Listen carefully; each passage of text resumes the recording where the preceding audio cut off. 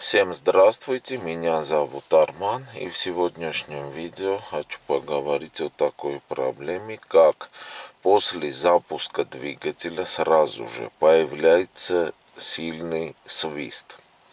Это видео будет полезным не только для владельцев BMW, не только для владельцев E60, но и для владельцев всех остальных автомобилей.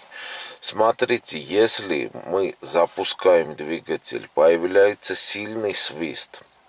Потом, когда нажимаем педаль газа, увеличиваются обороты, свист проходит. Это однозначно проблема ремня. Нужно менять ремень. Еще когда может появляться этот свист? Смотрите, если автомобиль имеет ГУР, гидроусилитель руля, мы поворачиваем руль до упора влево или до упора вправо. В это время тоже, если ремень уже нужно менять, может появиться свист.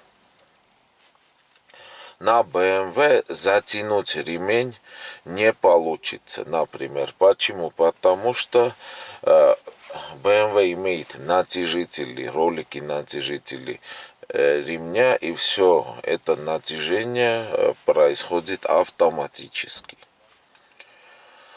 Если, например, брать не BMW, а, например, Жигули, да, можно ремень затянуть, этот звук пройдет. Но я лично рекомендую поменять ремень. Если он уже свистит, уже проблема есть. Даже можете не тратиться на диагностику и сразу менять ремень. Если вот есть эти два признака. Повторяю.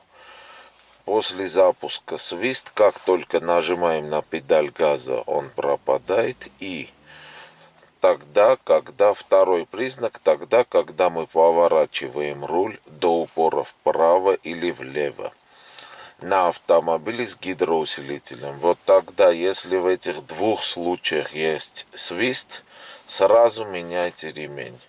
Все пройдет. Вот так. На этом это видео подходит к концу. Я с вами прощаюсь. С вами был Арман. Канал Автовево. Всем пока. До новых встреч.